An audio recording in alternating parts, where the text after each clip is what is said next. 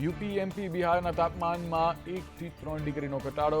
ઉત્તર પશ્ચિમ ભારતમાં તાપમાન 4 થી 9 ડિગ્રી સેલ્સિયસ સુધી ગગડ્યું. 4 થી 6 જાન્યુઆરી દરમિયાન ઉત્તર પશ્ચિમના ભાગોમાં વરસાદનું એલર્ટ.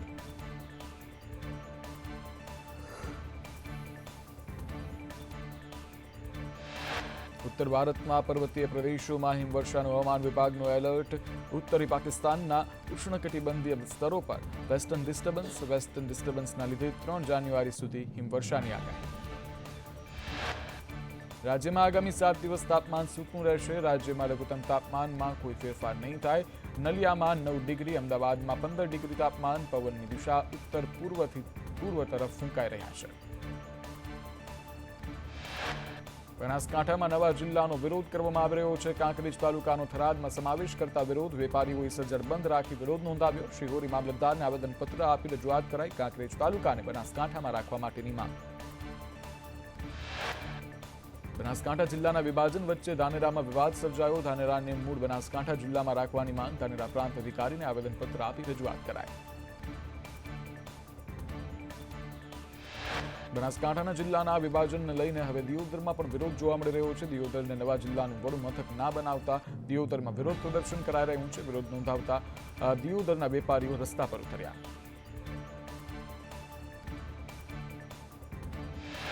બનાસકાંઠા જિલ્લા વિભાજનને લઈ વિવાદ સર્જાયો છે. કાંકરેજ કોંગ્રેસના એમએલએ અમરજી ઠાકોરે થરા સર્કિટ હાઉસમાં વેપારીઓ ખેડૂત સાથે બેઠક યોજી કાંકરેજને બનાસકાંઠા જિલ્લામાં જ સમાવેશ કરવા માટેની માંગ ઉઠી.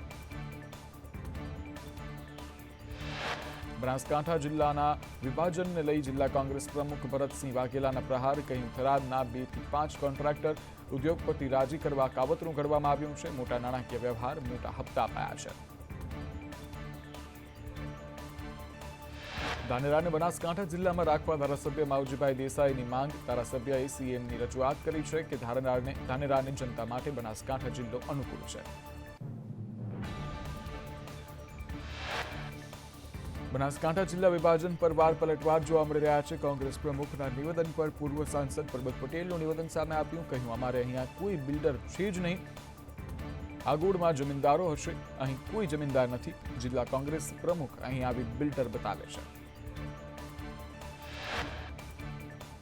નડિયાદ મનપામાં 5 ગામોનો સમાવેશ કરતા વિરોધ જોવા મળી રહ્યો છે. કમળા, મંજીપુરા અને યોગીનગર સાથે દભાણ, ફતેપુરા ગામનો વિરોધ કરવામાં આવી રહ્યો છે. નડિયાદ પાલિકાના ગેરવહીવટથી જોડાવાના વિરોધને લઈ સરપંચો દ્વારા કલેક્ટર ડીડીઓને આવેદનપત્ર અપાયું.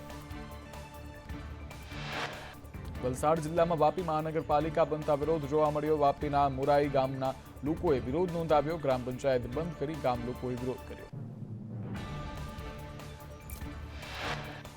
મોરબી મનપા કલેક્ટર ટીમ મહેસૂલ વિભાગે કામગીરી શરૂ કરી. 9 ગ્રામ પંચાયતોનો મનપામાં સમાવેશ કરાયો છે. વહીવટદાર કલેક્ટર દ્વારા કામગીરી શરૂ કરાઈ.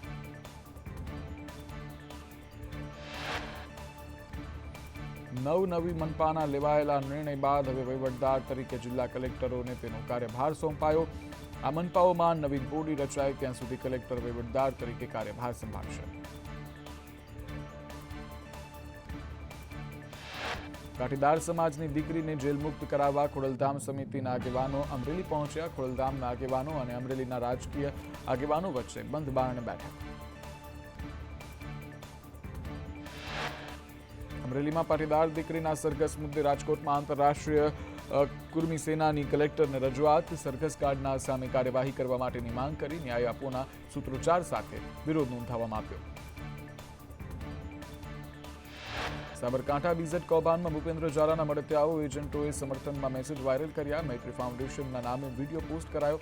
ફિલ્મી ડાયલોગ, ગીતો શેર કરી સમર્થનમાં મેસેજ કર્યા. મેસેજ વાયરલ કરનારાઓ સામે થઈ શકે છે કાર્યવાહી.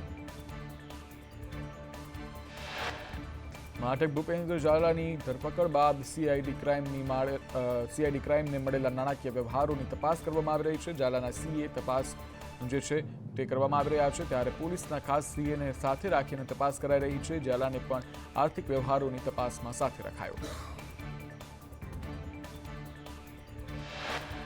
ખ્યાતિકાંડમાં કાર્તિક પટેલની જામીન અરજી પર મુદ્દત પડી. મુદ્દત પડતા કાર્તિક પટેલને ધરપકડથી રાહત મળી રહી છે. આગોતરા જામીન અરજી પર આવતીકાલે સુનાવણી થશે. ગૃહ વિભાગે નોટિફિકેશન જાહેર કરી સ્ટેટ મોનિટરિંગ સેલની સત્તામાં વધારો કર્યો છે. હવે સ્ટેટ મોનિટરિંગ સેલમાં ફરિયાદ નોંધાશે. અગાઉ જે તે પોલીસ મથકમાં ફરિયાદ નોંધાતી. ફોરેસ્ટની ભરતી પરીક્ષાના વિવાદને લઈ હાઈકોર્ટમાં અરજી. પાસ ઉમેદવારોને નાપાસ કર્યાનો અરજીકર્તાઓનો આક્ષેપ. 6 ઉમેદવારોએ જવાબ સાચા આપ્યા હતા. આન્સર કી ખોટી દર્શાવતા હાઈકોર્ટમાં અરજી.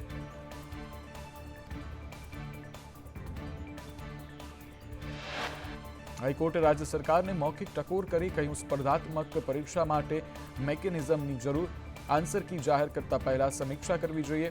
23 જાન્યુઆરીએ વધુ સુનાવણી હાથ ધરાશે.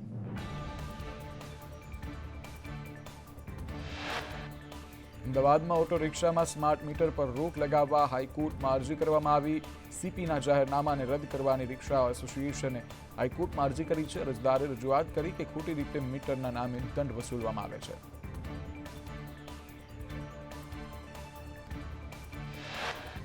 સુરતના મહુવામાં લક્ષ્મીનારાયણમાં દેવની મૂર્તિ ખસેડતા વિવાદ. નિત્ય સ્વરૂપ સ્વામી અને બાલાસ્વામી પર મૂર્તિ ખસેડી હોવાના આક્ષેપ લગાવવામાં આવ્યા છે. રવિવારે સુરતના ભક્તો મહુવા પહોંચી વિરોધ કરશે. હળવદમાં વળતર બાબતે ખેડૂતોનો વિરોધ. યોગ્ય વળતરની માંગણી કરતા ખેડૂતો જોવા મળી રહ્યા છે. પોલીસ બંદોબસ્ત ગોઠવી ખેડૂતોને ડરાવવાનો પ્રયાસ કરાયાનો આક્ષેપ કરવામાં આવી રહ્યો છે. ઊભા પાકમાં કામગીરી કરતા ખેડૂતોમાં રોષ. રાજકોટમાં દુકાન ખાલી કરાવનાર ફારૂક ભાજપ કાર્યકર નીકળ્યો. ફારૂક મુસાણીએ વક્ફ બોર્ડના નામે દુકાન ખાલી કરાવી. નેતાઓ સાથે ફારૂકના ફૂટા જે છે તે સામે આવી રહ્યા છે, જેમાં નેતાઓ સાથે ફારૂક ખાન ખેસ પહેરેલો જોવા મળી રહ્યો છે. ગીર સોમનાથના સનખેડા ગામે ગોચરની જમીન પર ફરી પાછું તંત્રનું બુલડોઝર ફર્યું છે. ગ્રામ પંચાયતની 500 વીઘા જમીનનું દબાણ દૂર કરાયું. જિલ્લા કલેક્ટરની સૂચનાથી દબાણો હટાવવામાં આવ્યા.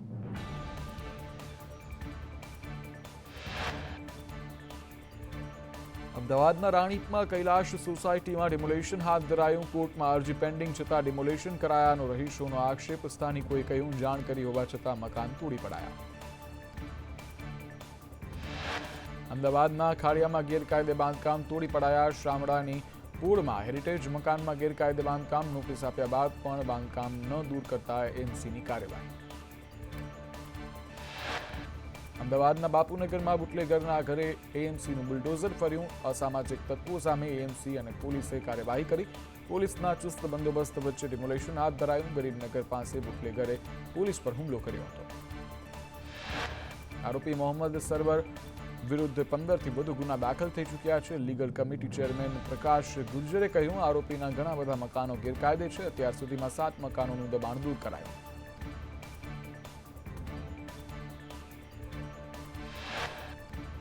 ગાંધીનગરમાં ગેરકાયદે હોર્ડિંગ લગાવનાર સામે મનપાની કાર્યવાહી કરવામાં આવી છે. મનપાએ હોર્ડિંગ લગાવનાર 27 લોકોને નોટિસ પાઠવી છે. 1 જાન્યુઆરીથી આઉટડોર પોલિસી બની છે અમલી. જ્યારે મંજૂરી વગર હોર્ડિંગ લગાવાશે તેની સામે કાર્યવાહી થશે.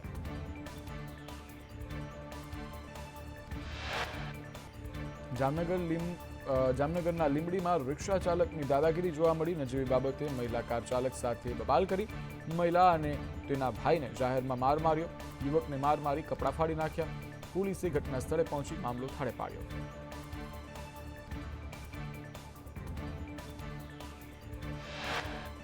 રાજકોટમાં ન્યૂ યરની રાત્રે પોલીસ તરીકે ઓળખ આપી યુવતીની છેડતી કરાઈ. યુવક યુવતીનું અપહરણ કરી 1700 રૂપિયાની લૂંટ પણ કરી. જે મુદ્દે ડીસીપીએ કહ્યું, 4 આરોપીઓની ધરપકડ કરી છે. 4 આરોપીઓ ગુનાહિત ઇતિહાસ ધરાવે છે.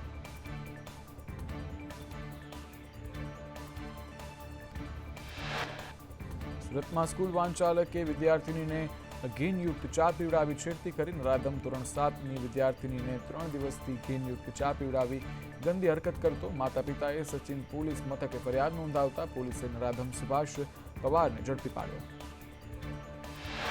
આરોપીઓના જાહેરમાં સરઘસ કાઢવા મુદ્દે અરજી કરવામાં આવી. બંધારણીય અધિકારના ભંગને લઈ ગૃહમંત્રી, ડીજીપી, માનવ અધિકાર પંચને અરજી કરવામાં આવી છે. સરઘસ કાઢનાર પોલીસ સામે પણ કાર્યવાહી કરવા માટે માંગ કરાઈ. વકીલે કહ્યું, આરોપ સાબિત ન થાય ત્યાં સુધી નિર્દોષ ગણાય. એફઆઈઆર દાખલ થવાથી આરોપી દોષિત નથી બની જતો.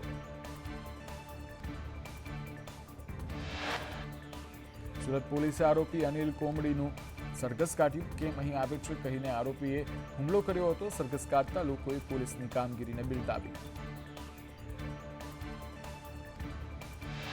અમદાવાદ સાયબર ક્રાઇમે ડિજિટલ એરેસ્ટ કેસમાં રશિયન વ્યક્તિની ધરપકડ કરી છે. 17 લાખની છેતરપિંડીની તપાસમાં ગેટકીપર ઝડપાયો. રશિયન ગેટકીપર મુંબઈ અને ગોવામાં રહેતો હતો. ગેટકીપર પૈસા ચીન સહિત અનેક દેશોમાં ટ્રાન્સફર કરતો હતો.